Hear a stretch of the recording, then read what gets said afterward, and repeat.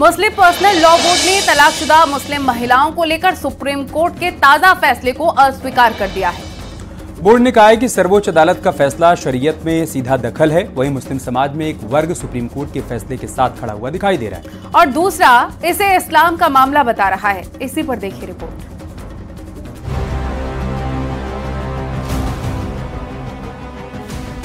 एक मुसलमान से आप ये तवक्को नहीं रख सकते कि वो शरीयत को छोड़ के किसी और कानून के तहत जिंदगी गुजारे, ये उस पर ऑब्लिगेटरी है। तलाकशुदा मुस्लिम महिलाओं के गुजारा भत्ते पर सुप्रीम कोर्ट के फैसले पर all India Muslim personal law board ने एतराज जताया है। बोर्ड ने फैसले को चुनौती देने की बात कही है। बोर्ड के प्रवक्ता इलियास ने कहा है कि सुप्रीम कोर्ट का फैसला शरिया कानून से टकराता है। All India Muslim personal law board का कहना है कि सुप्रीम कोर्ट के इस फैसले से मुस्लिम महिलाओं की मुश्किलें बढ़ जाएंगी।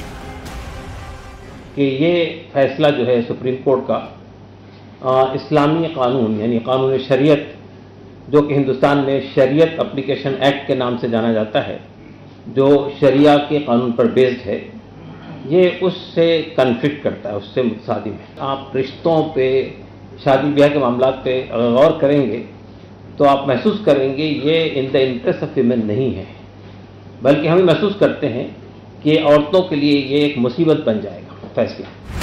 इधर मुस्लिम पर्सनल लॉ बोर्ड के फैसले पर कुछ मुस्लिम धर्मगुरुओं का कहना है कि मुस्लिम पर्सनल लॉ बोर्ड को ऐसे मामलों में जल्दबाजी नहीं करनी चाहिए। मुस्लिम पर्सनल लॉ बोर्ड जो है वो ये चाहता है कि सारे कानून जो है शरई वो सिर्फ मर्दों के लिए सही है, मर्दों के ऊपर लागू होने चाहिए, औरतों को जो है बिल्कुल उसमें दबा कर रखना चाहिए। या तो मुस्लिम पर्सनल लॉ बोर्ड मुकम्मल तौर पर शरीयत पर अमल करें या फिर इंसानियत के लिए जो देश का कानून है उस पर अमल करें। मुस्लिम पर्सनल लॉ बोर्ड का कहना है कि सुप्रीम कोर्ट का फैसला धार्मिक आजादी के खिलाफ है। वहीं इस मामले पर बीजेपी नेता मुख्तार अब्बास नकवी ने कहा कि देश संविधान से चलेगा, न कि शरिया से। जब संविधान ने समानता की बात करी है, उसमें किसी एक मजहब की बात तो है नहीं, सभी मजहब की बात है। अब आप उसको जो है वो कम्युनल कलर देने की कोशिश कर रहे हैं, तो ये देश, ये मुल्क जो है वो संविधान से चलेगा। मुस्लिम महिलाओं का कहना है कि शरीयत के तहत गुजारा भत्ता नहीं मिल सकता। सुप्रीम कोर्ट के फैसले से उन महिलाओं को सहारा मिल सकता है जिसका दुनिया में कोई नहीं है।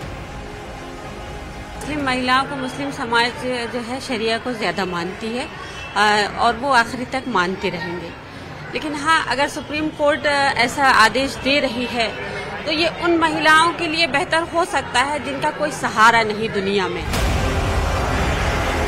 ऑल इंडिया पर्सनल बोर्ड के सदस्य कमाल फारूकी का कहना है कि सुप्रीम कोर्ट कभी भी फाइनल अथॉरिटी नहीं रही है। सुप्रीम कोर्ट के अंदर भी दोबारा चैलेंजेस करने के मौके मिलते हैं। कि सुप्रीम कोर्ट कभी भी फाइनल अथॉरिटी नहीं रही है। सुप्रीम कोर्ट के बाद सुप्रीम कोर्ट के अंदर ही फिर दोबारा भी उसको चैलेंजेस करने के मौके मिलते हैं।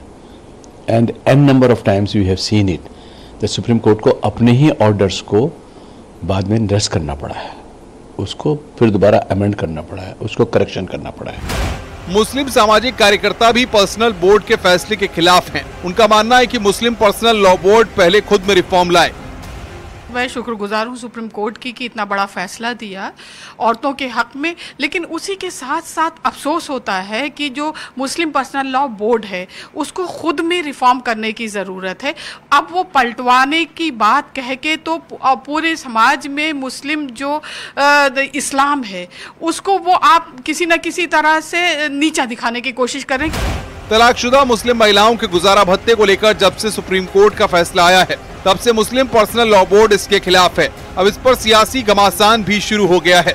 देखना यह है कि सुप्रीम कोर्ट के फैसले के खिलाफ मुस्लिम पर्सनल लॉ बोर्ड कहां तक कानूनी लड़ाई लड़ता है। न्यूज़ 18 के लिए ब्यूरो रिपोर्ट।